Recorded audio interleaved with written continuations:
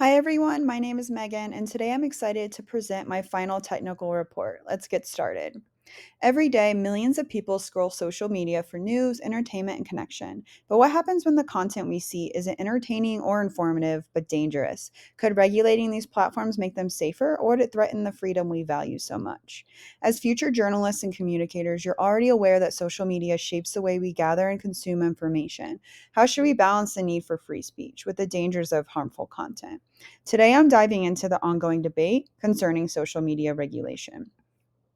So, a little background: in 1996, Section 230 of the Communications Decency Act was enacted to protect platforms from content that was published on their platforms.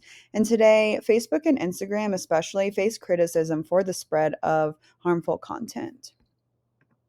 Why does this matter? Social media influences how news is consumed, impacting journalistic credibility, and misinformation blurs the lines between real and fake news and challenges public trust in what could be reliable sources.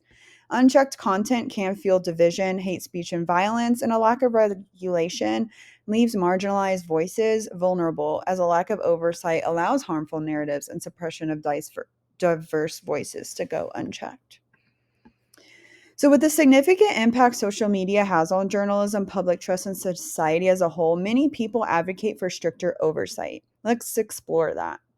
Side A argues that social media platforms should be regulated to prevent the spread of misinformation and to ensure accountability, which is a key factor in maintaining the balance. Their key arguments are: a lack of strict oversight has led to influence elections, organize and plan attacks, and spread hate speech. Self regulation has led to no regulation at all due to inconsistent practices. And then their proposed solutions.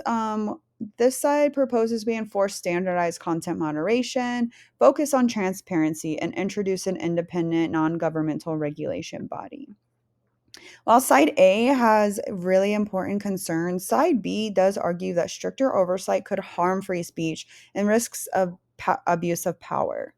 This side states that we can't trust the government or social media platforms to regulate wisely in the interest of people, and we need transparency, not regulation.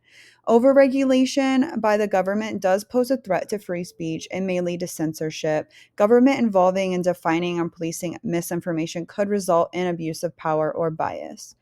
And then platforms do really struggle with transparency, and the decisions of self regulation often reflect corporate priorities rather than public trust.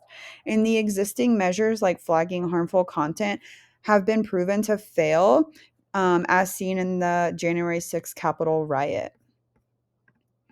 So we have explored both sides of the issues. Both sides have strong arguments, but the real challenge lies in finding a balanced solution. Social media has become a powerful tool for communication, but it also enables the spread of harmful content. So finding the right balance between free expression and accountability is essential to protect our democratic values. So pro-regulation advocates argue for standardized oversight, and the anti regulation supporters highlight the dangers of government overreach. But this topic has proven real world impact. My proposed recommendation is to create an independent regulatory body free from government or corporate influence to enforce consistent moderation practices. This proposed body would be called the Digital Accountability Council and would set unbiased guidelines, conduct audits, and promote transparency across platforms. Social media's influence on our world is undeniable. It shapes how we connect, consume news, and engage with society. As communicators and future leaders, it's up to us to continue this conversation and advocate for a digital space that benefits everyone. Thank you so much for listening. I hope you learned something. I would love to hear your opinions on my recommendation and what side you're leaning towards. Again, thank you so much.